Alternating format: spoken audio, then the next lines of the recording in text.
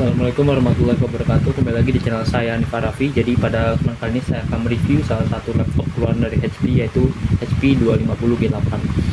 Jadi laptop ini berukuran bentang layarnya 15,6 inch dengan resolusi HD, dan dia masih pakai TN, jadi belum pakai IPS ya.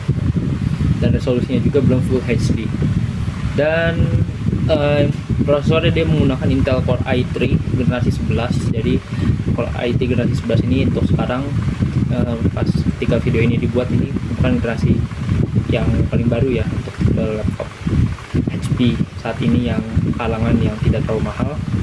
Jadi masih keluar untuk produksinya di HP 250 G8 ini.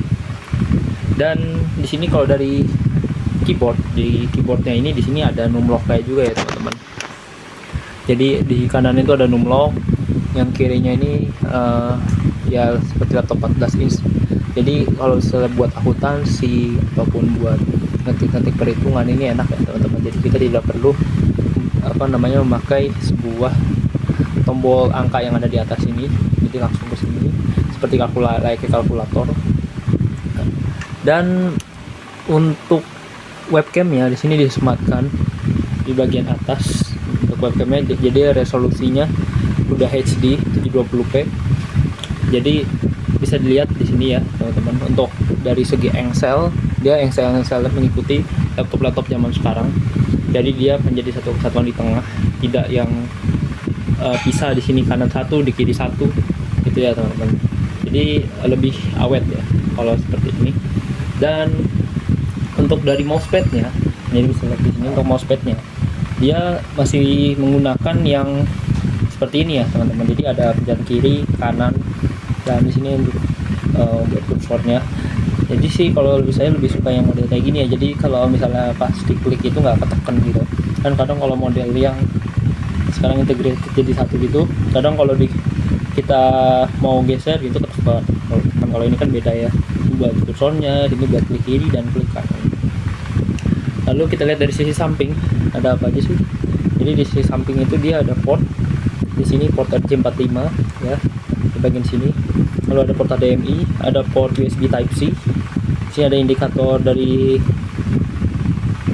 memori SSD untuk power, indikator power. Dan sini ada audio jack 3,5 mm. Lalu kita beranjak sebelah kanan. Sebelah kanan nih ada buat card reader ya. Lalu di sini ada buat USB. Nah, di USB ada dua nih, sudah super speed. Dan di sini ada buat colokan chargernya ya teman-teman. Terus dari segi ketebalan, ini laptop ini bisa dibilang laptopnya tidak terlalu tebal ya, sudah tipis teman-teman. Jadi baik LCD maupun mesinnya ada sudah dirancang tipis sehingga menimbulkan body yang tipis juga. Untuk bahan body, di sini dia masih plastik ya teman-teman, full plastik. Yang di belakang juga masih full plastik. Jadi harus hati-hati aja kalau memakai laptop ini, karena untuk ketahanannya mudah ini kalau plastik ya. Jadi harus lebih dijaga. Dan di belakang ini ada logo HP. Nah, logo HP-nya ini saya suka ya, ada konsepnya karena timbul emboss dia. Jadi di sini bahannya seperti metal gitu ya. Ada seperti ada tampil cermin juga. Jadi bisa baik cermin kalau misalnya ini, tapi ya nggak terlalu ini banget sih, karena filter juga warnanya. Oke, jadi untuk di belakang ini kayak ada teksturnya ya. Jadi kalau di gini tuh nggak halus, dia ada tekstur betul-betul gitu. Lalu pada bagian belakang yang seperti saya bilang,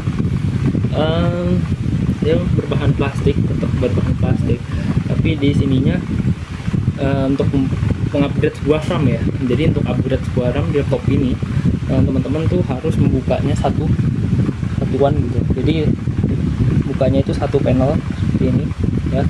Dan di sininya nanti ada slot RAM kiri dan kanan. Jadi RAM-nya ada dua channel ya teman-teman. Jadi masing-masing itu bisa di-upgrade sebesar 8GB. Jadi menimbulkan 16GB untuk maksimalnya. Dan untuk garansi laptop ini bawaannya itu sebesar 1 tahun ya teman-teman. Jadi untuk proses klaim garansinya gimana saya sudah jelaskan di video yang saya buat di atas kanan ini, bisa dilihat aja. Jadi di sini untuk membuka bautnya teman-teman tinggal buka ini dari sini dan dari sini ya teman-teman. Ini dibuka seat plate-nya dan yang bawahnya juga dibuka. Di situ nanti ada baut. Jadi kalau misalnya ini udah dicopot, jangan langsung ditarik, nanti bisa patah. Dan yang saya suka di laptop ini sudah memiliki Type C, terus desainnya yang slim, jadi mudah dibawa kemana-mana gitu ya. Mana saya agak ragukan sih bahannya aja ya, karena dia masih full plastik. Jadi kalau misalnya kita bawa agak tempat-tempat yang mungkin bisa merentankan body ini untuk mudah rusak, itu juga sudah hati-hatilah gitu. Oke, langsung saja kita nyalakan. Jadi laptop ini dia sudah memakai SSD-nya 512 GB bawaannya. Dia tipenya itu M.2 NVMe ya teman-teman, jadi bukan M.2 SATA. Jadi lebih cepat lagi dalam booting nih, bisa lihat dalam bootingnya dia cepat. Lalu untuk RAM-nya dia memakai DDR4, spesifikasinya 3200 MHz. Dan clock speed-nya dari prosesornya itu sudah lumayan kenceng ya teman-teman untuk generasi 11 ini. Dia karena generasi 11-nya ini dia bukan yang jadi seperti itu teman-teman. Jadi untuk memori media penyimpanannya itu dia bisa ditambahkan satu slot hard disk ya teman-teman. Jadi satu slot hard disknya itu dibeli secara terpisah, karena di dalamnya itu dia tidak bisa langsung dicolokkan aja gitu. Jadi soketnya itu dia harus seperti fleksibel, jadi harus di fleksibelnya dulu baru kita colokkan hard disk. Dan dia tidak ada seperti ada tempatnya seperti ada di beberapa laptop itu kan ada yang langsung colok ya. Kalau ini enggak. Pas saya tanya ke service centernya itu lumayan mahal, harganya bisa jutaan. Jadi saya sarankan lebih baiknya teman-teman pakai hard disk eksternal saja, atau jika menemukan harga yang lebih murah itu biasanya sih ada di online store dari luar negeri, biasanya dikirimnya itu ada stoknya tuh. Cuman untuk yang lebih gampangnya ya pakai hard disk eksternal aja udah lumayan bagus lah gitu. Jadi untuk SSD 512 GB ini menurut saya untuk zaman sekarang ya udah cukup banget lah ya teman-teman. Jadi untuk bawaan dari laptop ini RAM-nya itu 4 GB. Jadi saya sudah upgrade ini menjadi 8 GB teman-teman. Jadi untuk informasi aja, untuk RAM itu lebih bagus di upgrade-nya itu dual channel ya teman-teman. Jadi kalau misalnya satu channel aja itu dia speednya nggak maksimal dari laptopnya. Kalau misalnya dua-duanya diisi gitu, dia bisa menambahkan performa. Ketika main game juga bisa dilihat FPS-nya itu lebih naik, performanya juga lebih bagus gitu. Untuk main game, untuk membuka aplikasi-aplikasi, membuka data gitu, dia lebih mantap, lebih cepat. Dan untuk kecerahan layarnya ketika kita maksimalkan itu seperti ini teman-teman ya. Ya wajar laptop belum full HD dan belum IPS, dia warnanya sedikit agak pencar gitu, jadi kurang detail dan kurang tajam menurut saya. Jadi bisa dilihat di sini di task manajernya. Nah, dia di memorinya 58%. Ini saya sudah menggunakan Windows 11 ya teman-teman. Jadi ketika awal beli ini Windows 10, namun di akhir 2021 itu dapat upgrade untuk ke Windows 11 secara gratis, dan originalnya tetap license-nya nggak kehapus ya teman-teman. Jadi tidak usah khawatir kalau misalnya nggak dapat update di Windows 11. Kalau misalnya Windows 10-nya masih original, insya Allah dia nggak bakal hilang lisensinya. Di sini terlihat ya untuk performance-nya. Jadi saya zoom dulu ya mungkin ya biar lebih detail. Nah, jadi untuk performance-nya di sini base speed-nya 3 GHz, core-nya itu berjumlah 2, toggle processor berjumlah 4, virtualization-nya enable, dan speed-nya di sini terpakai 1,6 GHz ya yang sedang bekerja. Jadi karena saya belum buka banyak aplikasi gitu, cuman task manager, paling ada beberapa aplikasi yang baru di start otomatis ya. Jadi untuk clock speednya baru berjalan sini rendah. Untuk memori yang terisi sudah 4,4 GB dengan kapasitas 57%, dengan sisa ya hampir separuhnya ya Dan untuk SSD di sini masih 0% karena untuk SSD itu nggak seperti hard disk ya, yang terlalu tinggi kinerjanya. Kalau dipakai itu booting biasanya lebih tinggi. Dan untuk VGA-nya di sini dia memakai Intel UHD graphics ya teman-teman. Jadi dia belum memakai VGA seperti VGA Nvidia ataupun AMD atau maksudnya VGA yang ada dual VGA gitu, enggak. Laptop ini masih memakai single VGA bawaan dari si laptopnya. Untuk memorinya di sini ada storage memorinya 4 GB ya teman-teman. Jadi untuk main game udah lumayan lah ya. Oh ya, tadi ada yang lupa. Jadi untuk kelebihan dari layar yang resolusinya dia masih HD dan juga belum full dan juga belum IPS, dia lebih hemat daya ya teman-teman. Jadi ini kan bentang layar 15,6. Kalau misalnya dia full HD dan juga IPS, otomatis konsumsi dayanya bisa berlebih.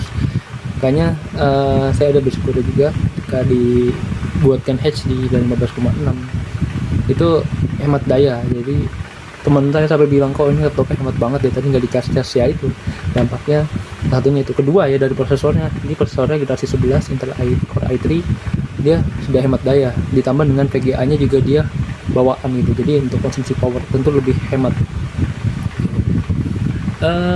Terus kalau untuk sensitivitas dari mousepadnya ini bagus ya teman-teman. Jadi nggak, kalau dipakai lama tuh nggak gerak-gerak sendiri atau gimana, dia tetap stabil seperti ini aja gitu kan. Ada beberapa laptop kalau dipakai lama udah panas tuh dia suka ngawur-ngawuran gitu ya kemana-mana gitu. Ini enggak, jadi masih tetap aman gitu untuk ini sensitivitasnya.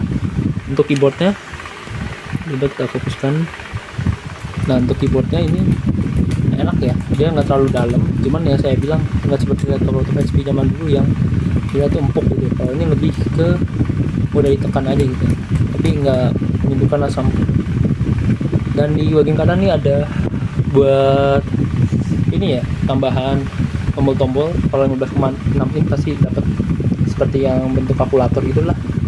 Kalau misalnya jurusan akuntansi atau jurusan yang menghitung-hitung ini enak nih, jadi lebih ngebantu.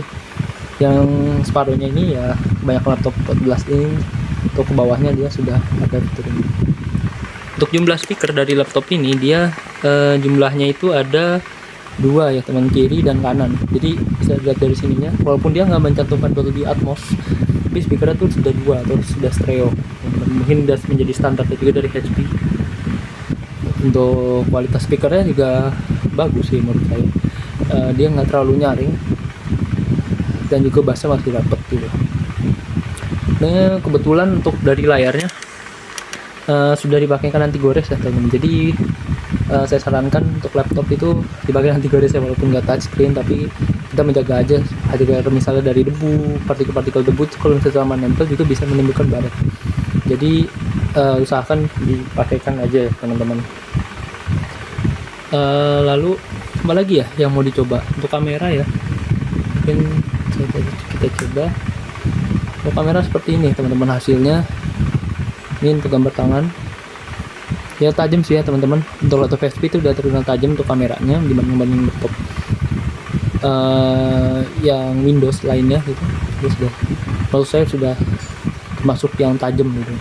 Untuk videonya seperti ini ya, walaupun nggak terlalu smooth banget itu ya, karena refresh rate dari layar laptop ini tentunya masih 60 Hz ya, belum 75 ataupun 144 ataupun lebih gitu.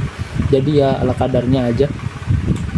Dan laptop ini masih kuat untuk dipakai buat programming, buat Android, buat programming web gitu cukup ya teman-teman. Karena udah ya, walaupun i3 dia generasi 11, jadi sudah generasi yang terbaru. Paling saran saya sih di-upgrade aja RAM-nya, misalnya mau 8, mau 16 gitu ya, lebih mantap lagi. Jadi ruang space-nya lebih banyak. Ya paling kekurangannya kalau laptop ini kalau misalnya dipakai buat ngerender video ataupun buat desain itu agak kurang ya, karena dari layarnya tadi spesifikasinya seperti itu, dan ketika ngerender dia VGA-nya masih bawaan, jadi kurang terlalu optimal. Ketika VGA-nya masih bawaan, lebih baik dari VGA yang dual VGA seperti pakai Nvidia ataupun AMD, itu lebih mantap lagi gitu. Oke, mungkin sekian review HP 250G8 dari saya. Kurang lebihnya mohon maaf. Wassalamualaikum warahmatullahi wabarakatuh.